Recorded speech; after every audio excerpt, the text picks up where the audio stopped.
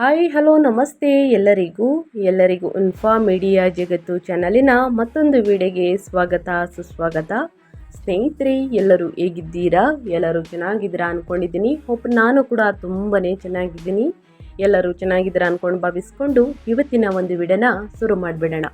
ಇವತ್ತಿನ ಒಂದು ವಿಡಿಯೋದಲ್ಲಿ ಕನ್ಯಾ ರಾಶಿಯವರಿಗೆ ಸ್ನೇಹಿತರೆ, ಮೇ 25ರಿಂದ ಸಾಕಷ್ಟು ಬದಲಾವಣೆಯನ್ನು ನೋಡಲಿದ್ದೀರಿ. ಅದು ನಿಮ್ಮ ವ್ಯಾಪಾರದಲ್ಲಾಗಬಹುದು, ವ್ಯವಹಾರದಲ್ಲಾಗ್ಬೋದು, ಹಣಕಾಸಿನಲ್ಲಾಗ್ಬೋದು, ವೃತ್ತಿ ಜೀವನದಲ್ಲಾಗ್ಬೋದು, ನಿಮ್ಮ ಉದ್ಯೋಗದಲ್ಲಾಗ್ಬೋದು.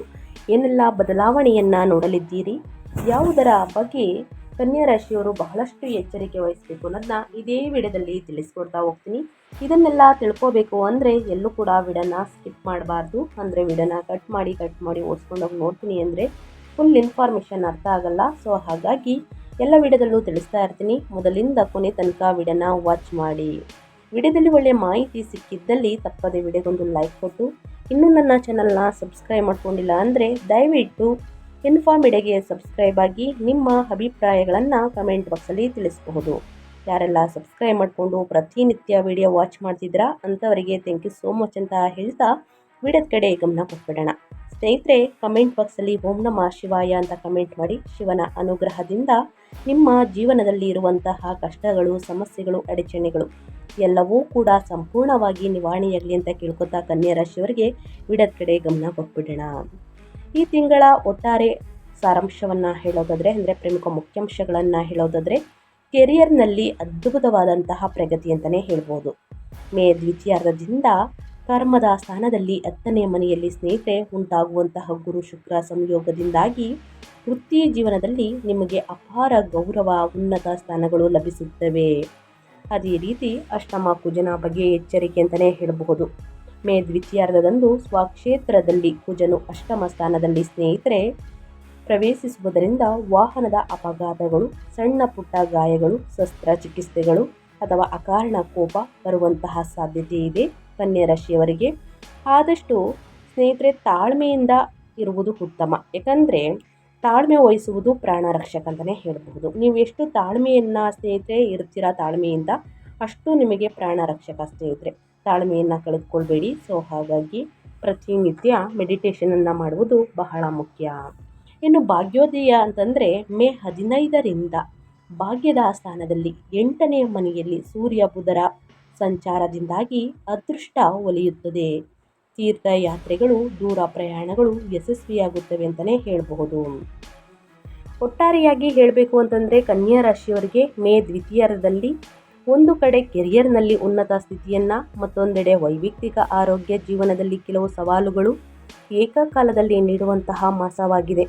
ಕಳೆದ ತಿಂಗಳು 7ನೇ ಮನೆಯಲ್ಲಿದ್ದಂತಹ ಗ್ರಹ ಯುದ್ಧ ಮುಕ್ತಾಯಗೊಂಡಿದ್ದರಿಂದ ಪಾಲುದಾರಿಕೆಗಳಲ್ಲಿನ ಗಲಾಟೆಗಳು ಕಡಿಮೆಯಾಗುತ್ತವೆ.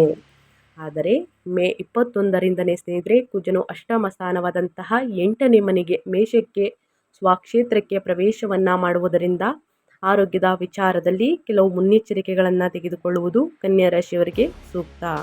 ಆದರೆ ಶುಭ ಸುದ್ದಿ ಏನೆಂದರೆ ಮೇ ದ್ವಿತೀಯಾರ್ಧದಂದು ಶುಕ್ರನು ಕರ್ಮದ ಸ್ಥಾನಕ್ಕೆ 10ನೇ ಮನೆಗೆ ಮತ್ತು ಮೇ ದ್ವಿತೀಯಾರ್ಧದಂದು ಸೂರ್ಯ ಬುಧರು ಭಾಗ್ಯದ ಸ್ಥಾನಕ್ಕೆ 9ನೇ ಮನೆಗೆ ಬದಲಾಗುವುದರಿಂದ ನಿಮ್ಮ ಕೀರ್ತಿ ಪ್ರತಿಷ್ಠೆಗಳು ದಶ ದಿಕ್ಕುಗಳಿಗೂ ಕೂಡ ಹರಡುತ್ತವೆ. ತಿಂಗಳ ದ್ವಿತೀಯಾರ್ಧವು ಅತ್ಯಂತ ಶುಭದಾಯಕವಾಗಿರುತ್ತದೆ ಅಂತಲೇ ಹೇಳಬಹುದು. ಒಟ್ಟಾರೆಯಾಗಿ ಏನೆಲ್ಲ ಅದೃಷ್ಟವನ್ನು ನೋಡಲಿದ್ದೀರಿ, ಯಾವುದರ ಬಗ್ಗೆ ಎಚ್ಚರಿಕೆ ವಹಿಸಬೇಕು ಅನ್ನೋದನ್ನ ಕಂಪ್ಲೀಟ್ ಆಗಿ ಕನ್ಯಾ ರಾಶಿಯವರಿಗೆ ತಿಳಿಸ್ಕೊಟ್ಟಿದ್ದೀನಿ. ಇನ್ನು ಒಂದೊಂದಾಗಿ ಹೇಳೋದಾದರೆ, ವೃತ್ತಿ ಮತ್ತು ಉದ್ಯೋಗದ ಬಗ್ಗೆ ಹೇಳೋದಾದರೆ ಏನೆಲ್ಲ ಬದಲಾವಣೆಯನ್ನು ನೋಡಲಿದ್ದೀರಿ, ಯಾವುದರ ಬಗ್ಗೆ ಬಹಳಷ್ಟು ಎಚ್ಚರಿಕೆ ವಹಿಸಬೇಕು ಅನ್ನೋದನ್ನ ನೋಡ್ತಾ ಹೋಗೋಣ. ಕನ್ಯಾ ರಾಶಿಯವರಿಗೆ ವೃತ್ತಿಪರವಾಗಿ ಈ ತಿಂಗಳು ಮರೆಯಲಾಗದಂತಹ ಸಮಯ ಅಂತಲೇ ಹೇಳ್ಬೋದು. ಯಾಕಂದರೆ 10ನೇ ಮನೆಯಲ್ಲಿ ಕರ್ಮದ ಸ್ಥಾನದಲ್ಲಿ ಈಗಾಗಲೇ ಸಂಚರಿಸುತ್ತಿರುವಂತಹ ಗುರು ಭಗವಾನ್ ಜೊತೆಗೆ ಮೇ ದ್ವಿತೀಯಾರ್ಧದಂದು ಭಾಗ್ಯದ ಧನಾಧಿಪತಿಯಾದ ಶುಕ್ರನು ಕೂಡ ಕರ್ಮದ ಸ್ಥಾನಕ್ಕೆ ಪ್ರವೇಶಿಸುತ್ತಾನೆ. ಈ ಅದ್ಭುತವಾದಂತಹ ಗುರು ಶುಕ್ರರ ಸಂಯೋಗದಿಂದಾಗಿ ಕಚೇರಿಯಲ್ಲಿ ನಿಮ್ಮ ಹೆಸರು ಪ್ರತಿಧ್ವನಿಸುತ್ತದೆ.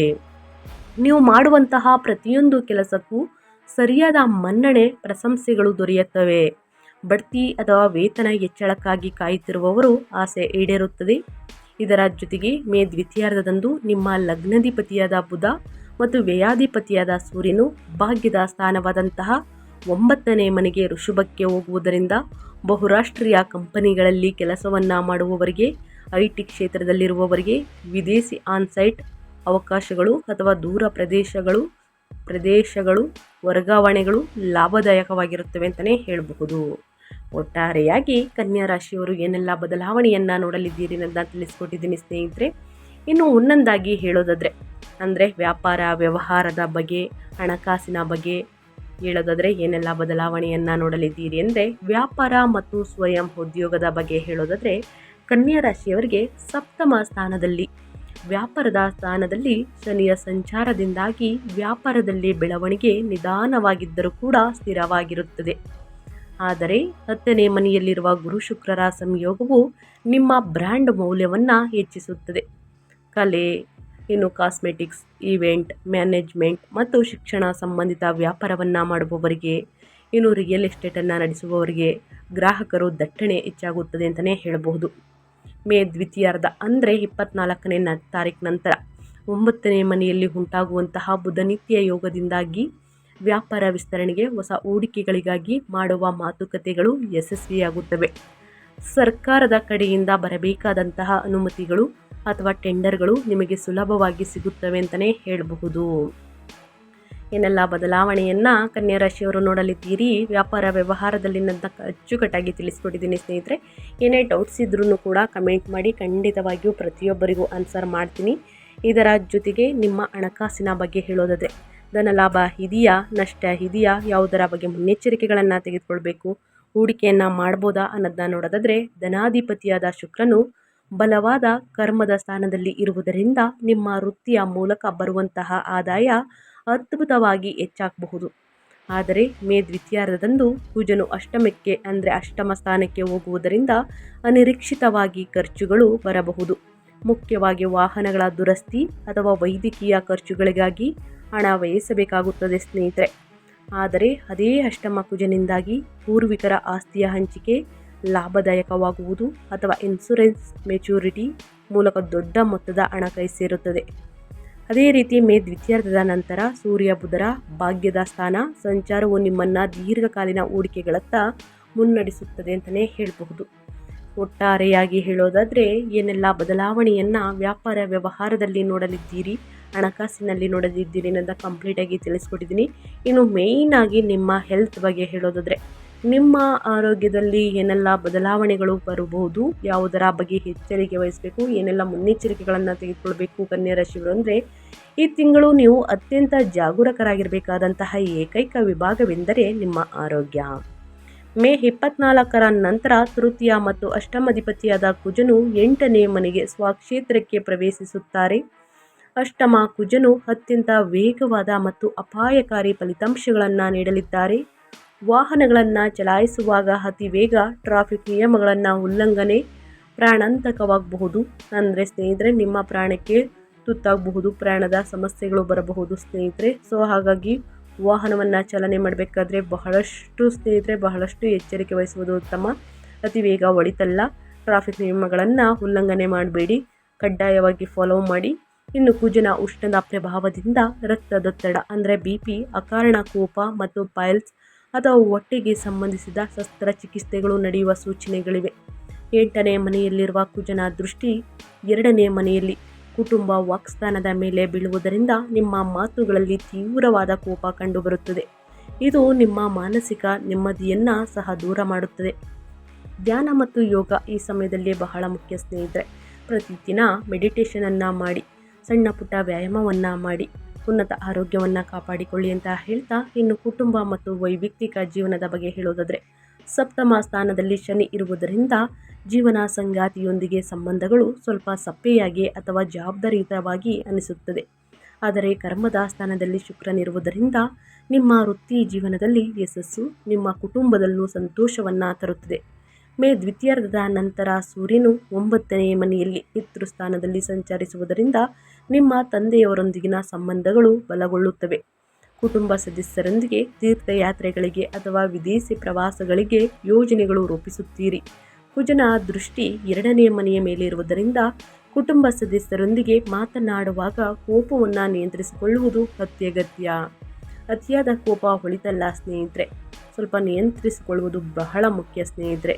ಸಣ್ಣ ಪುಟ್ಟ ವಾದ ವಿವಾದಗಳನ್ನು ಮಾತಿನಲ್ಲಿ ಸ್ನೇಹಿತರೆ ಬಗೆಹರಿಸ್ಕೊಳ್ಬೇಡಿ, ಮೌನದಲ್ಲೇ ಉತ್ತರವನ್ನು ಕೊಡಿ ಕನ್ಯಾ ರಾಶಿಯವರು ಅಂತ ಹೇಳ್ತಾ, ಇನ್ನು ವಿದ್ಯಾರ್ಥಿಗಳ ಬಗ್ಗೆ ಹೇಳೋದಾದರೆ ಏನೆಲ್ಲ ಬದಲಾವಣೆಯನ್ನು ನೋಡಲಿದ್ದೀರಿ ಅಂದರೆ, ವಿದ್ಯೆಕಾರಕ ಮತ್ತು ನಿಮ್ಮ ಲಗ್ನಾಧಿಪತಿಯಾದ ಬುಧನು ಮೇ ದ್ವಿತೀಯಾರ್ಧದಿಂದ ಭಾಗ್ಯದ ಸ್ಥಾನದಲ್ಲಿ 9ನೇ ಮನೆಯಲ್ಲಿ ಸೂರ್ಯನೊಂದಿಗೆ ಸೇರುವುದು ವಿದ್ಯಾರ್ಥಿಗಳಿಗೆ, ಮುಖ್ಯವಾಗಿ ಉನ್ನತ ಶಿಕ್ಷಣ ಓದುವವರಿಗೆ ಇದು ಒಂಥರ ವರ ಅಂತಲೇ ಹೇಳ್ಬೋದು. ವಿದೇಶಿ ಯೂನಿವರ್ಸಿಟಿಗಳಲ್ಲಿ ಸೀಟ್ಗಾಗಿ ಅಥವಾ ಪ್ರಯತ್ನಗಳು ಮಾಡುತ್ತಿರುವುದು ಯಶಸ್ವಿಯಾಗಬಹುದು. ಲಾ, ಮ್ಯಾನೇಜ್ಮೆಂಟ್ ಮತ್ತು ಫೈನಾನ್ಸ್ ವಿದ್ಯಾರ್ಥಿಗಳು ಅದ್ಭುತವಾಗಿ ಮಿಂಚುತ್ತಾರೆ. ಆದರೆ ಅಷ್ಟಮ ಕುಜನ ದೃಷ್ಟಿಯಿಂದಾಗಿ ಓದುವಾಗ ಆಗಾಗ ತಾಳ್ಮೆ ಕಳೆದುಕೊಳ್ಳುವ ಅಪಾಯವಿದೆ.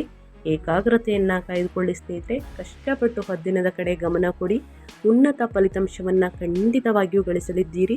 ಸಣ್ಣ ಪುಟ್ಟ ಸಮಸ್ಯೆಗಳು ಎದುರಾಗಿದ್ದಲ್ಲಿ ಅಲ್ಲೇ ಬಗೆಹರಿಸಿಕೊಡಿ ಅಂತ ಹೇಳ್ತಾ, ಸ್ನೇಹಿತರೆ ವ್ಯಾಪಾರ ವ್ಯವಹಾರದಲ್ಲಿ, ಹಣಕಾಸಿನಲ್ಲಿ, ವೃತ್ತಿ ಜೀವನದಲ್ಲಿ, ಉದ್ಯೋಗದಲ್ಲಿ ಏನೆಲ್ಲ ಬದಲಾವಣೆಯನ್ನು ನೋಡಲಿದ್ದೀರಿ, ಯಾವುದರ ಬಗ್ಗೆ ಬಹಳಷ್ಟು ಎಚ್ಚರಿಕೆ ವಹಿಸಬೇಕು ಅನ್ನೋದನ್ನ ಕಂಪ್ಲೀಟಾಗಿ ತಿಳಿಸ್ಕೊಟ್ಟಿದ್ದೀನಿ ಸ್ನೇಹಿತರೆ. ಇನ್ನು ಈ ಪರಿಹಾರದಿಂದ ನಿಮ್ಮ ಸಮಸ್ಯೆಗಳು ಕೂಡ ನಿವಾರಣೆಯಾಗಲಿದೆ. ಆದಷ್ಟು ಸಣ್ಣ ಪುಟ್ಟ ಪರಿಹಾರ ಶಕ್ತಿಶಾಲಿಯಾದಂತಹ ಪರಿಹಾರವಾಗಿರುತ್ತದೆ. ಹಾಗಿದ್ರೆ ಕನ್ಯಾ ರಾಶಿಯವರು ಯಾವೆಲ್ಲ ಪರಿಹಾರವನ್ನು ಮಾಡಬೇಕು ಅನ್ನೋದನ್ನ ನೋಡ್ತಾ ಹೋಗೋಣ. ಮೇ 2026ರಲ್ಲಿ ವೇದ ಪರಿಹಾರಗಳು. ಅಷ್ಟಮ ಸ್ಥಾನದಲ್ಲಿರುವ ಕುಜನ ಅಪಾಯಕಾರಿ ದೋಷಗಳನ್ನು ನಿವಾರಿಸಿಕೊಂಡು ಕರ್ಮದ ಸ್ಥಾನದಲ್ಲಿರುವ ಶುಭ ಗ್ರಹಗಳ ಸಂಪೂರ್ಣ ಪ್ರಯೋಜನಗಳನ್ನು ಕನ್ಯಾ ರಾಶಿಯವರು ಪಡೆಯಲು ಈ ಪರಿಹಾರಗಳನ್ನು ಫಾಲೋ ಮಾಡಬೇಕಾಗುತ್ತದೆ. ಮೊದಲನೇದಾಗಿ ಹನುಮಂತನ ಆರಾಧನೆ, ಸುಬ್ರಹ್ಮಣ್ಯ ಆರಾಧನೆ ಸ್ನೇಹಿತರೆ.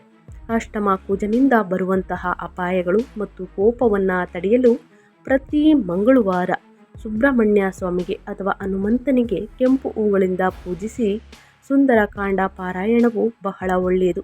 ಹನುಮಾನ್ ಚಾಲಿಸವನ್ನು ಪಠಿಸುವುದರಿಂದ ಅಡಚಣೆಗಳು, ತೊಂದರೆಗಳು ಎಲ್ಲವೂ ಕೂಡ ನಿವಾರಣೆಯಾಗಲಿದೆ. ಸೊ ಹಾಗಾಗಿ ಈ ಒಂದು ಪರಿಹಾರವನ್ನು ಮಾಡಿ. ಜೊತೆಗೆ ವಿಷ್ಣು ಸಹಸ್ರನಾಮ.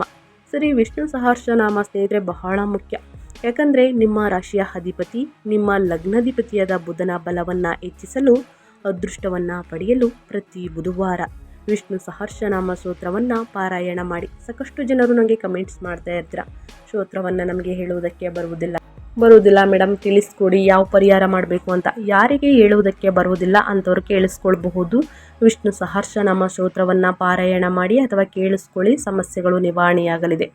ಇನ್ನು ರಕ್ತದಾನ, ಔಷಧಿಗಳ ದಾನ. ಅಷ್ಟಮ ಕುಜನ ಶಸ್ತ್ರಚಿಕಿತ್ಸೆಗಳಿಗೆ ಕಾರಕನಾಗಿರುವಂತಹ ಕುಜನ ಸ್ನೇಹಿತರೆ ಮುನ್ನೆಚ್ಚರಿಕೆ ಪರಿಹಾರವಾಗಿ ಸಾಧ್ಯವಾದರೆ ರಕ್ತದಾನ ಮಾಡಿ. ಒತ್ತಿ ಹೇಳ್ತಾ ಇದ್ದೀನಿ, ಸಾಧ್ಯವಾದರೆ ಸ್ನೇಹಿತರೆ ರಕ್ತದಾನ ಮಾಡಿ. ಅಥವಾ ಬಡ ರೋಗಿಗಳಿಗೆ ಔಷಧಿಗಳಿಗೆ ಬೇಕಾಗಿರುವಂಥ ಹಣವನ್ನು ಖರೀದಿ ಮಾಡಿಕೊಡಿ ಸ್ನೇಹಿತರೆ, ಅಥವಾ ಔಷಧಿಗಳನ್ನು ಖರೀದಿ ಮಾಡಿಕೊಡಿ. ಬಡವರಿಗೆ, ನಿರ್ಗತಿಕರಿಗೆ, ಅಸಹಾಯಕರಿಗೆ ನಿಮ್ಮ ಕೈಯಲ್ಲಾದಷ್ಟು ಸಹಾಯವನ್ನು ಮಾಡಿ. ಹಣ ಸಹಾಯವನ್ನು ಮಾಡುವುದು, ಬಟ್ಟೆ ದಾನ ಮಾಡುವುದು, ಈ ರೀತಿ ಬಟ್ಟೆ ದಾನ, ಅನ್ನದಾನ, ಈ ರೀತಿ ದಾನ ಮಾಡುವುದರಿಂದ, ಹಣ ಸಹಾಯವನ್ನು ಮಾಡುವುದರಿಂದ ನಿಮ್ಮ ಜೀವನದಲ್ಲಿರುವ ಕಷ್ಟಗಳು, ಸಮಸ್ಯೆಗಳು ಕ್ರಮೇಣವಾಗಿ ಕಡಿಮೆಯಾಗಲಿದೆ. ಸೊ ಹಾಗಾಗಿ ಕನ್ಯಾ ರಾಶಿಯವರು ಈ ಸಣ್ಣ ಪುಟ್ಟ ಪರಿಹಾರಗಳನ್ನು ಮಾಡಿ ಅಂತ ಹೇಳ್ತಾ ನಾನು ವಿಡಿಯೋನ ಎಂಡ್ ಮಾಡ್ತಾ ಇದ್ದೀನಿ. ದಯವಿಟ್ಟು ಇವತ್ತಿನ ಒಂದು ವಿಡಿಯೋದಲ್ಲಿ ಸಂಪೂರ್ಣ ಮಾಹಿತಿ ಸಿಕ್ಕಿದ್ದಲ್ಲಿ, ಈ ವಿಡಿಯೋ ಯೂಸ್ಫುಲ್ ಅನಿಸಿದ್ದಲ್ಲಿ ವಿಡಿಯೋಗೆ ಲೈಕ್ ಮಾಡೋದನ್ನ ಮರ್ತಿದ್ರೆ ಲೈಕ್ ಮಾಡಿ. ಇನ್ನೂ ನನ್ನ ಚಾನಲ್ನ ಸಬ್ಸ್ಕ್ರೈಬ್ ಮಾಡ್ಕೊಂಡಿಲ್ಲ ಅಂದರೆ ಇನ್ಫಾರ್ಮೇಟಿವ್ಗೆ ಸಬ್ಸ್ಕ್ರೈಬ್ ಆಗಿ ನಿಮ್ಮ ಅಭಿಪ್ರಾಯಗಳನ್ನು ಕಮೆಂಟ್ ಬಾಕ್ಸಲ್ಲಿ ತಿಳಿಸಿ. ಖಂಡಿತವಾಗಿಯೂ ಪ್ರತಿಯೊಬ್ಬರಿಗೂ ಆನ್ಸರ್ ಮಾಡ್ತೀನಿ ಸ್ನೇಹಿತರೆ. ನಿಮಗೂ ಮತ್ತು ನಿಮ್ಮ ಕುಟುಂಬಕ್ಕೆ ತುಂಬಾ ಒಳ್ಳೆಯದಾಗಲಿ. ಶನಿದೇವರ ಆಶೀರ್ವಾದ ಸಿಗಲಿ, ಶಿವನ ಅನುಗ್ರಹ ನಿಮ್ಮ ಮೇಲಿರಲಿ ಅಂತ ಹೇಳ್ತಾ ಮತ್ತೊಂದು ವಿಡಿಯೋ ಜೊತೆ ಮತ್ತೊಂದು ಹೊಸ ಭವಿಷ್ಯದಲ್ಲಿ ಸಿಗ್ತೀನಿ. Thank you for watching.